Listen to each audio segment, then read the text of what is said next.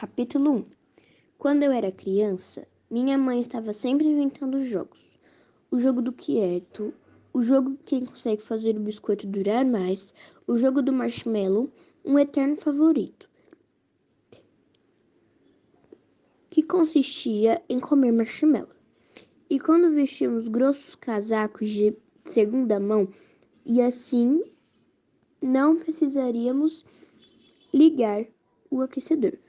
O jogo da lanterna era jogávamos quando faltava luz. Nós nunca andávamos.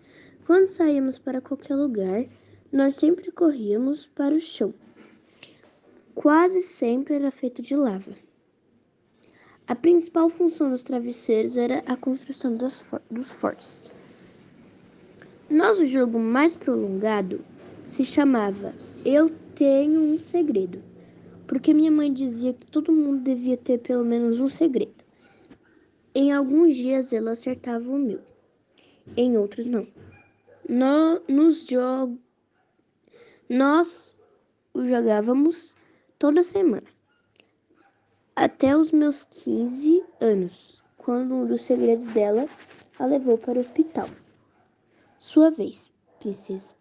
Uma voz grave me trouxe de volta para o presente. Eu não tenho o dia todo. Não sou uma princesa, respondi deslizando um dos meus cavalos. Sua vez, ancião. Harry fechou a cara. Na verdade, eu não sabia o quão velho ele era e não tinha ideia de como ele se tornou um sem-teto e passou a morar no parque que jogávamos xadrez todo dia de manhã. O que eu sabia era que ele era o adversário formidável. Você é terrível, ele resmungou, espiando o tabuleiro. 3 movimentos depois, eu o tinha encurralado. Checkmate. Você sabe o que isso quer dizer, Harry? Ele me olhou feio. Preciso aceitar que você pague meu café de manhã. Eram esses os termos da nossa aposta contínua. Quando eu ganhava, ele não podia rejeitar a refeição grátis. Em minha defesa, eu só me vangloriei um pouco. É bom demais ser a rainha. Cheguei na escola em cima da hora. Eu tinha esse hábito de sempre estar na corda bamba e ficar no limite das coisas. Com as minhas notas, isso não era diferente. Qual era o mínimo do esforço que eu podia fazer e ainda tirar um A? Não que eu fosse preguiçosa, eu era pragmática. Pegar um turno extra no trabalho valia somar 92 pontos em vez de 98 e ainda garantia o A.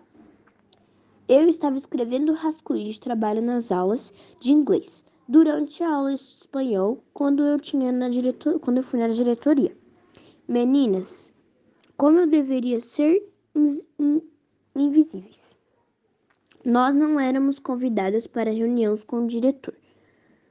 Nós causávamos tanto problema quanto podíamos causar. E no meu caso, era nenhum. Evelyn, o diretor Altman, me cumprimentou de uma forma que não poderia ser chamada de calorosa. Sente-se. Eu me sentei. Ele entrelaçou as mãos sobre a escrivaninha entre nós. Imagino que você saiba por que está aqui, a menos que isso fosse por causa do jogo de porquê eu organizava no estacionamento toda semana para poder pagar os cafés de manhã de Harry. E às vezes os meus. Eu não tinha ideia do que havia feito para chamar a atenção do diretor. Desculpa, respondi, tentando soar submissa o suficiente, mas não sei.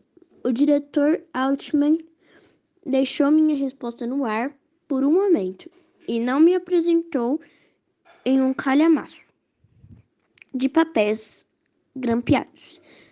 Esta é a prova de física que você fez ontem. Ok, eu disse. Essa não era a resposta que ele estava esperando, mas era tudo o que eu podia dizer.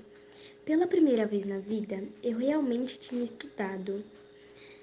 Eu não podia imaginar que tivesse ido mal o suficiente para precisar de alguma intervenção. O Sr. Jade corrigiu as provas.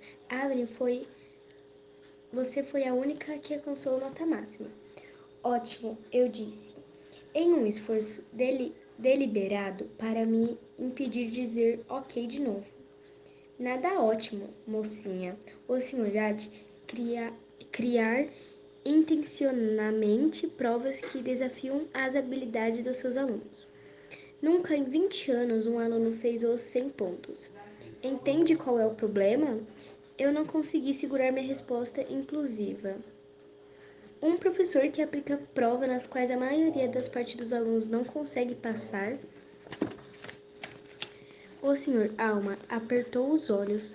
Você é uma boa aluna, Avery, muito boa, dadas as circunstâncias, mas você não tem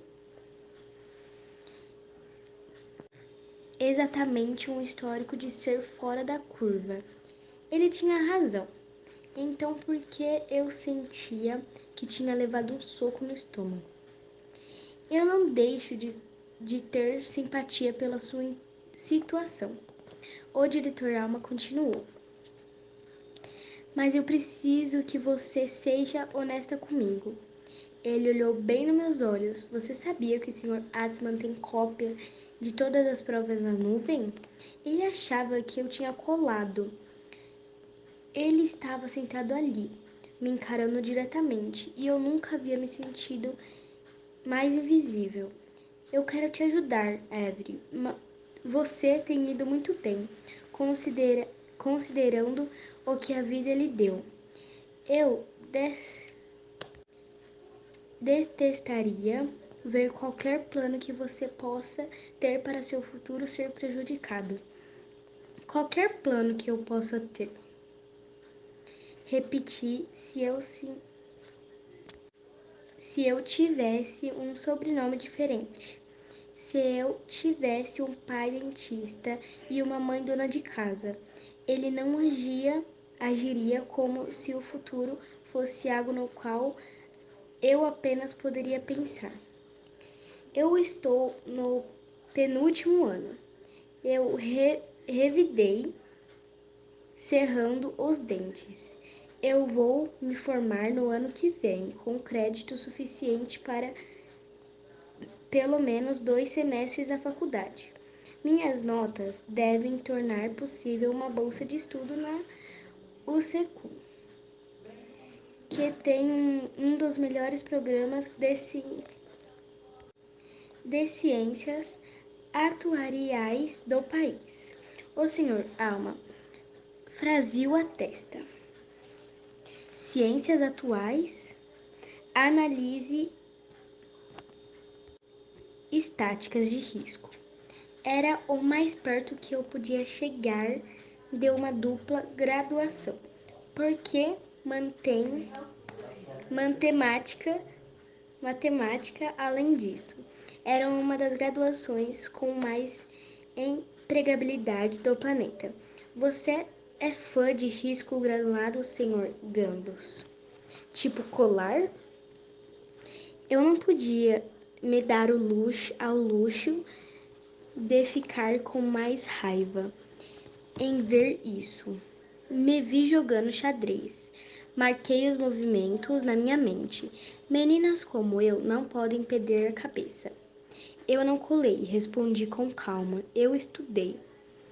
Arranjei um tempo para estudar durante as outras aulas.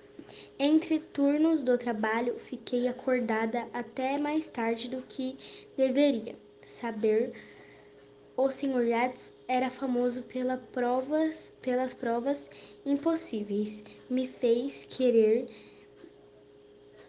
redefinir o que era possível. Pela primeira vez em que